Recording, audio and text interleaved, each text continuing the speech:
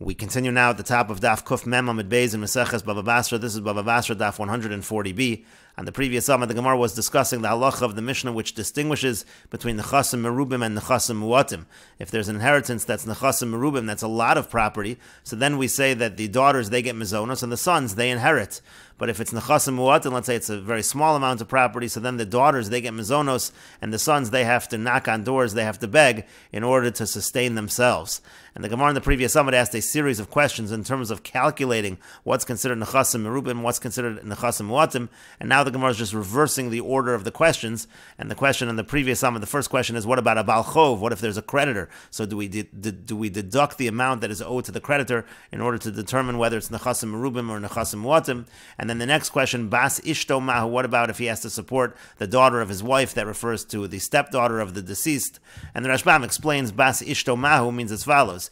Im Tim Salomar, if you're going to say Baal Chov Memai, that the money that's owed to a creditor, that we deduct. So Hani Mili Da'afagav Di'ilumayis Islay, that's because even if the creditor dies, it's still going to be collected by the Yorshim of the creditor. Aval Bas Ishto, but when it comes to the daughter of his wife, his stepdaughter, Delesli Maisa, there's nothing that's going to be collected if she would die. So Mimamata, so do we deduct that in terms of calculating whether this is Nechasim Merubim or Nechasim Muatim? So again, Bas Ishto Ma'u Shetamayit Ben Nechasim, when it comes to the daughter of his wife, his stepdaughter, what's the halacha in terms of deducting by the property? And the Gemara continues with the final question, Al Manusa, when it comes to his widow, Ma'u Shetamayit Ben Nechasim, what's the halacha in terms of deducting? Because one can say by his stepdaughter, so if his stepdaughter gets married, she's still owed the money, so therefore we would deduct. But by his widow, if she gets married, she would not be given any money, and therefore maybe we should not deduct. So again, that's the question of the Gemara. And the Gemara continues, Al Manusu Bas, let's say he has a widow and a stepdaughter, Eza Mehen Kodemis, which one takes precedence in terms of Mizonos?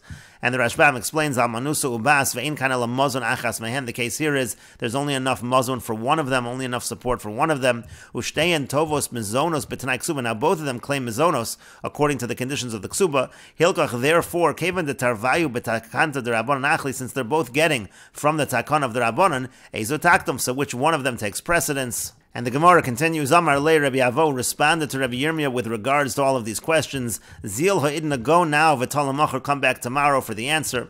Ki also, when he came, Amar Le, he said to him, Pshot mi oschada, we can answer at least one of these questions. Di Amar Rabbi Abba, Amar Rabbi Yasi, because Rabbi Abba said that Rabbi Yasi said, Asu almona etzel habas, kebas etzel ha'achin, ben chasim muatin. We treat a widow with regards to the stepdaughter the same way we treat a daughter with regards to the brothers when it comes to a small amount of property.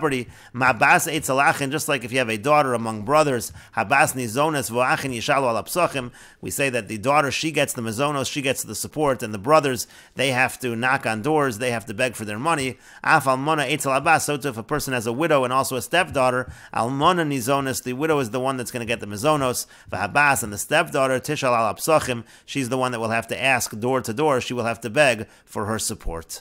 And the Gemara continues at the two dots. The Mishnah said, Admon Omer, Admon says, B'shvil shani zocher, because I'm male, hifsadati, therefore I should lose out. And the Gemara says, Maiko Amar, what exactly was Admon saying?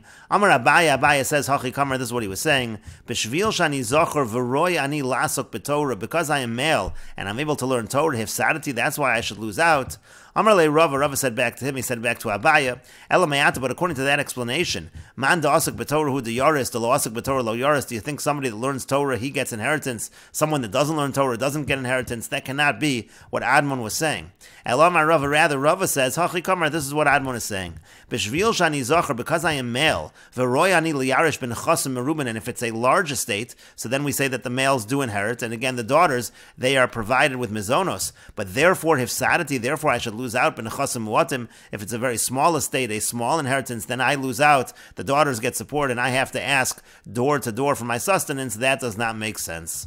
And the Gemara continues with the Mishnah, Hiniach bonim uvanos v'tumtum. If a person dies and he leaves sons and daughters in a tumtum is somebody who we're not able to tell whether he is male or female. Bizman shanachasim merubin, if there's a lot of property, in a situation of a lot of property, the males inherit and the daughters, they are supported, they get mizonos until they become adults or get married. So the zecharim, the males there have the advantage. So has zecharim dochenoso, etzel nekevos. The males can say to the tumtum, we're going to consider you like a nekeva, like a female, and therefore you will get mizonos like them. mehem, you will not get a share of the inheritance. But nechasim mu'at, and let's say it's a small amount of property where the females have an advantage. In that case, the daughters get sustenance, and the sons are the ones that yishalu al apsachim. They have to ask for sustenance door to door. So there, it's the other way around. Hanekevos dochus oso eitzel zecharim. The females, the daughters, they can tell the tumtum that you should be considered like a male, and therefore you're going to have to be yishalu al apsachim. You'll have to ask for support door to door. You will not get the mizonos like we will.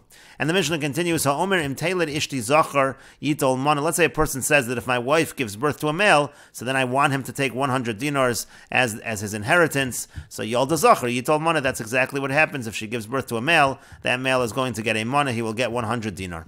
Nekeva masayim, let's say the person says that if my wife gives birth to a female, she'll get 200.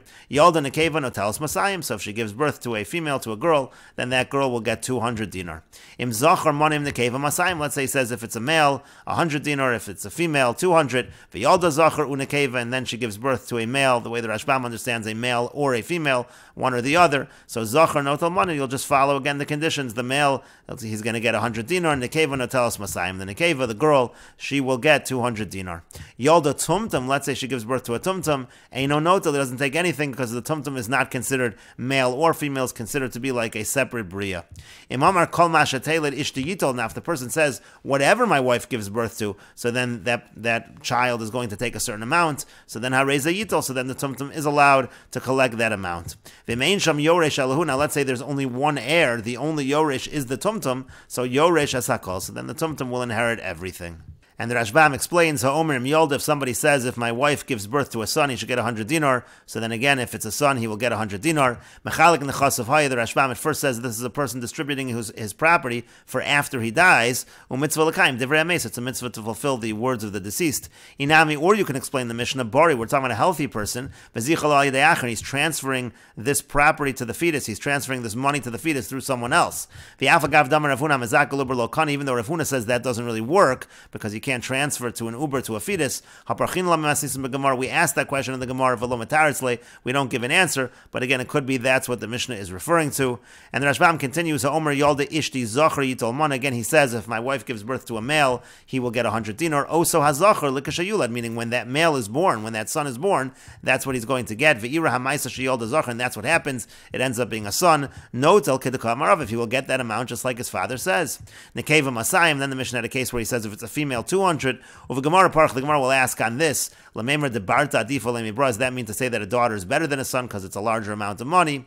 And then the Mishnah said, Im Zachar Monim Nekeva Masayim, V'yolda Zachar Nekeva Zachar Notel Mana, Nekeva Notelis Masayim. Let's say he says, if it's male, it's 100, if it's female, 200, and then it ends up being male and female. The male takes 100, the female takes 200. Now at first, the Rashbam says that the Mishnah is talking about a situation where the birth ended up being twins, but the Rashbam rejects that, and the Rashbam finally says, El Hachi Perusha. Rather, the explanation of the Mishnah is as follows. Ha'omer Im Zachar Yolda Ishti Yitoloso Ha'uber Monim, Nekeva Yolda Ishti Titol Masayim, V'yolda Zachar Unekeva Kolomar Zachar Onekeva. What the Mishnah means is, he says if it's a male 100, if it's a female 200, and then it ends up being Zachar Unekeva, which means it ends up being either a male or a female. Kedekamar Ha'av, like the father said, Zachar Notel Mana, Im Yulad Zachar, again if it's a male it will be 100 dinar, just like the father said, Nekeva Notelis Masayim, Im Yiyah Ha'uber Nekeva. If it ends up being a female, that daughter is going to take 200. Well, Ashmina Na'asa, and it's coming to teach us, She'ilu Lo Pirish. Let's say he didn't say all this. Let's say Ella, let's say he only said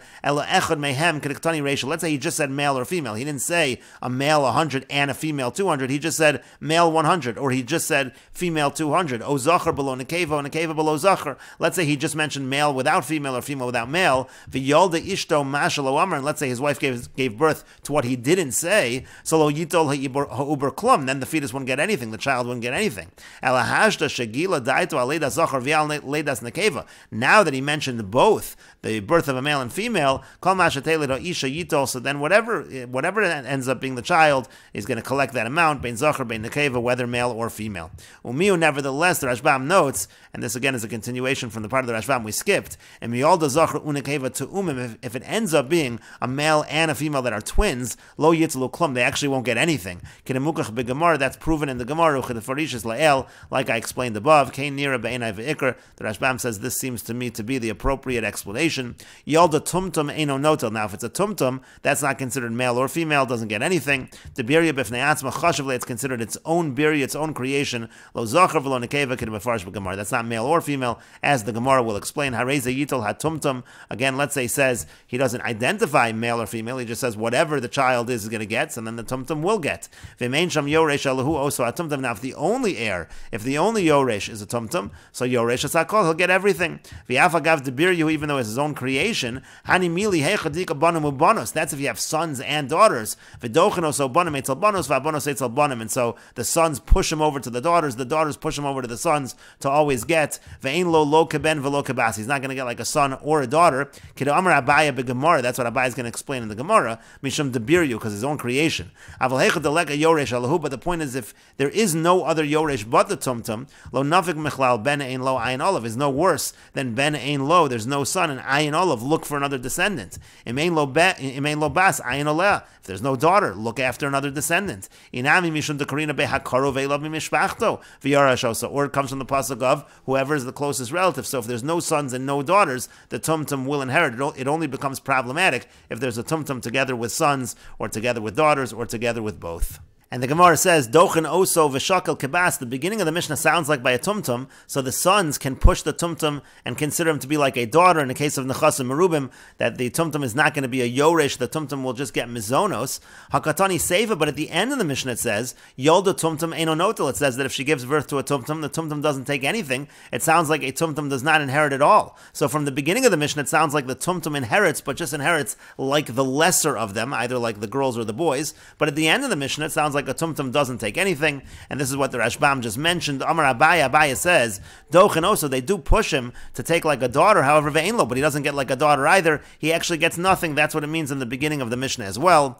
V'Rava Amar, but Rava says, Dochen also v'yeshlo. No, they push him over to be, let's say, like a daughter in a situation of Nechas and Merubin, and that's what he will collect like. The tumtum will get like a daughter and not like a son.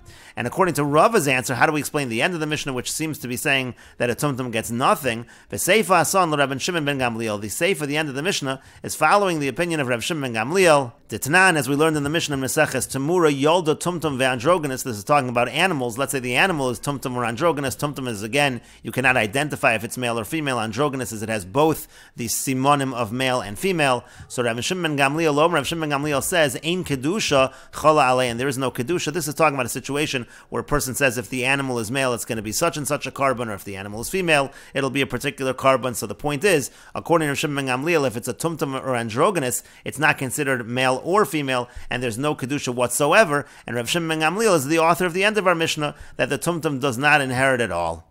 And the Gemara continues, Meisvei, we have a question. Tumtum yoresh keben v'nizon kebas. The Brisa says that a tumtum inherits like a son and gets mizonos like a daughter. So bishlam Rava, this Brisa fits according to Rava. Yoresh keben b'nechasim mu'atan. He's considered like a son if it's a small amount of property. He always gets the lesser. V'nizon kebas b'nechasim merubin, and he gets mizonos like a daughter if it's a lot of property. We can understand this Brisa according to Rava, and we will continue with this discussion in the next video on Daf Kuf Mem Aleph Amud Aleph.